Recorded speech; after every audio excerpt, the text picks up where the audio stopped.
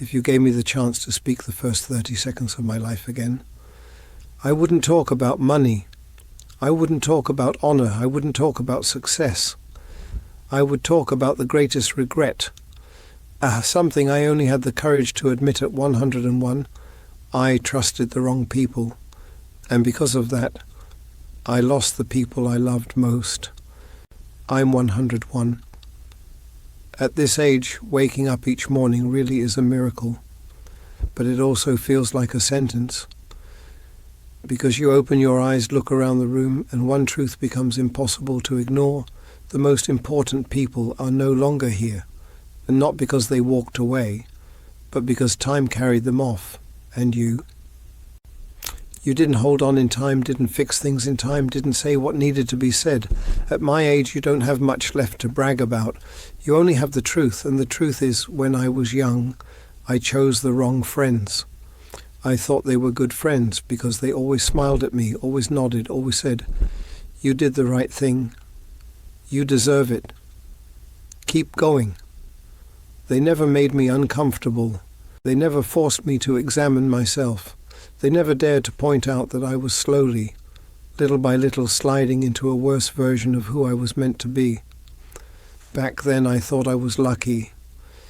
Who doesn't like support? Who doesn't like the feeling of always being right? But only after I lost what mattered most did I understand something simple and brutal. And I'll tell you how I realized it, in the most painful way. In my 30s, I developed a bad habit. I was angry.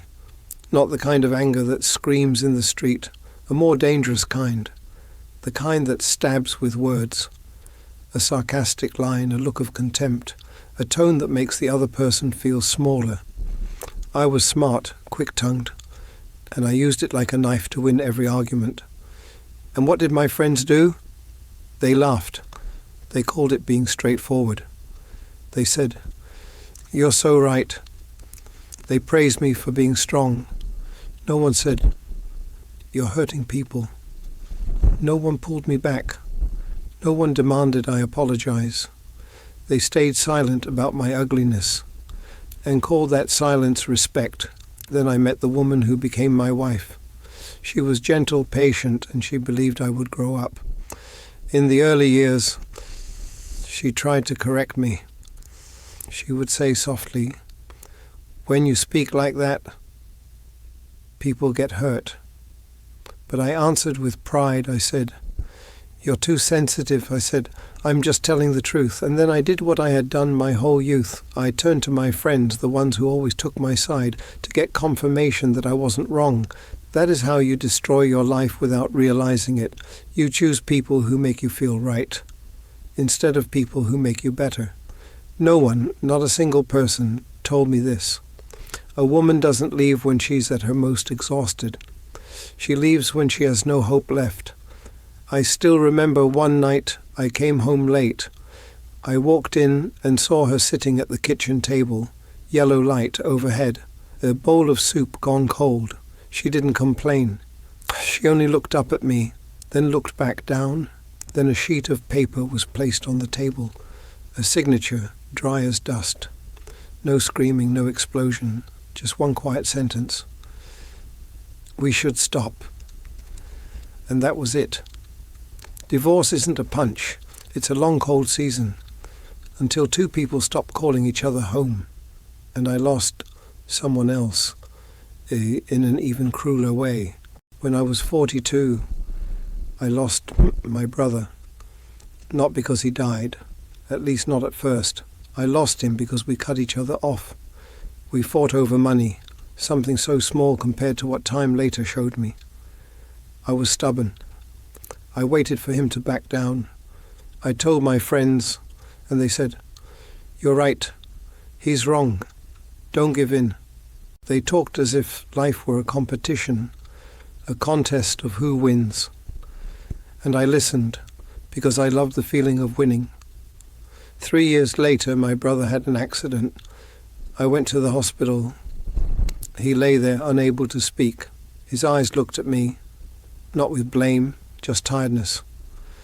I stood beside the bed and wanted to say one simple thing. but the words got stuck in my throat because I had trained myself for years to never lose, never apologize, and never admit fault. My brother died before we could make peace, and that's when I learned a brutal truth: you can be right and still lose everything. You can win an argument and lose a relationship. You can protect your ego and lose your own blood. And the friends who stay silent about your flaws, they won't carry the consequences for you. The one who pays is your family, your health, your life. And I wish I had one friend back then who would have grabbed me, looked me in the eye and said, "You're wrong. You're becoming hard to live with. Your pride is eating you alive." Just one person, just one sentence. But there was no one, because the people around me preferred the strong version of me, the version that could cut others down with words, more than the kind version. Do you know what's truly terrifying? Flaws don't kill you immediately. They kill you slowly, like rust. You still go to work. You still make money. You still laugh. But inside you're corroding. Then came the second habit. I worked as if tomorrow would never come.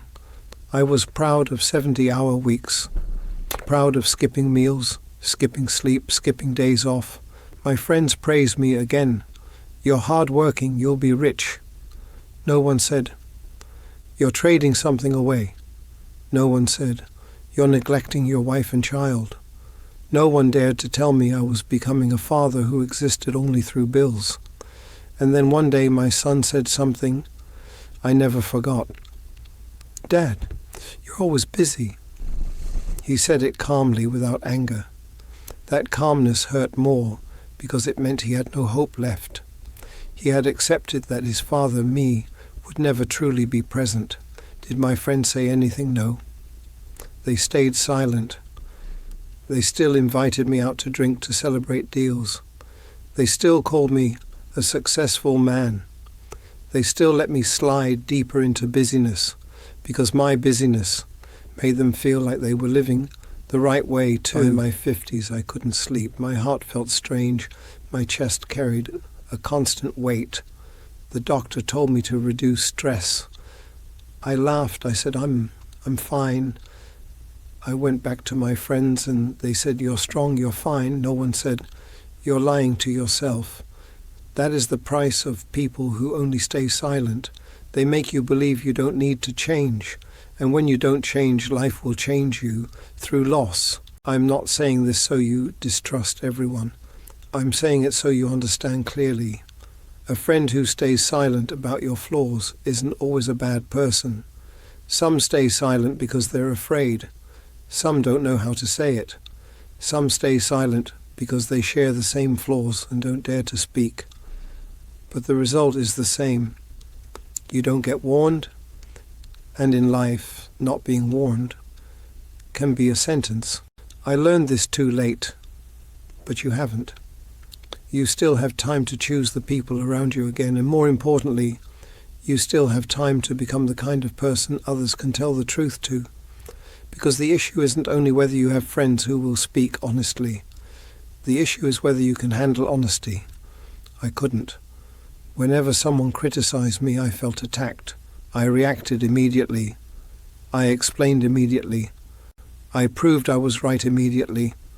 And without realizing it, I trained everyone around me to believe, "Don't tell him, it's useless." Then I turned around and blamed life. Why didn't anyone tell me? It's almost funny.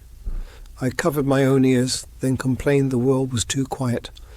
If you want to keep real friends, you need a rare skill.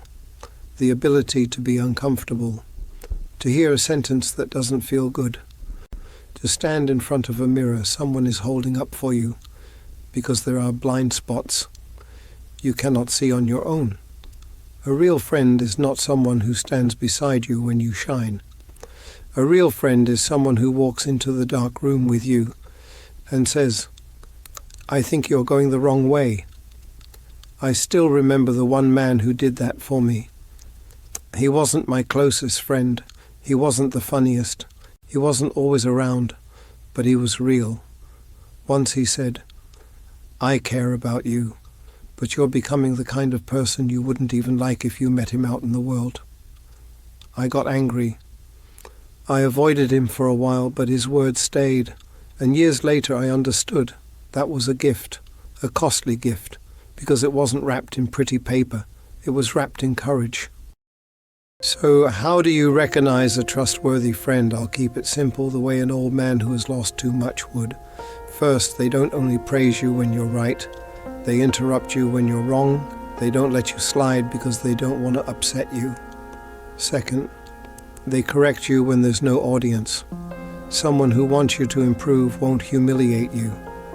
They pull you aside and speak quietly because they want to save you, not defeat you. Third, they speak for your good, not from their emotions. They don't vent, they don't degrade you, they speak clearly, briefly, and enough. And fourth, the most important, they allow you to speak honestly to them too.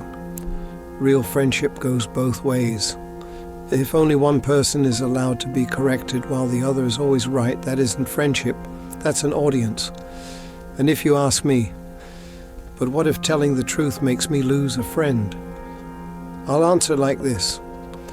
Losing someone because you spoke truth to help them improve can sometimes be a blessing, because that person doesn't want to grow. They only want comfort. And a life built only for comfort will eventually demand a price. I'm saying all of this as someone who has seen too many funerals, too many goodbyes, too many messages that begin with, if only. One day, you'll understand, life doesn't need many people. Life needs a few who are real, a few who have the courage to not let you destroy yourself. If you're young, do one thing after you hear this. Choose one friend you believe is sincere. Ask them a hard question. If there's one flaw in me I need to fix right now, what is it? Then be quiet. Don't explain, don't argue, don't defend yourself, just listen. If you can do that, you'll be ahead of me by decades. And if you're the kind of person who stays silent about a friend's flaws, I want to tell you this too. Silence isn't always kindness.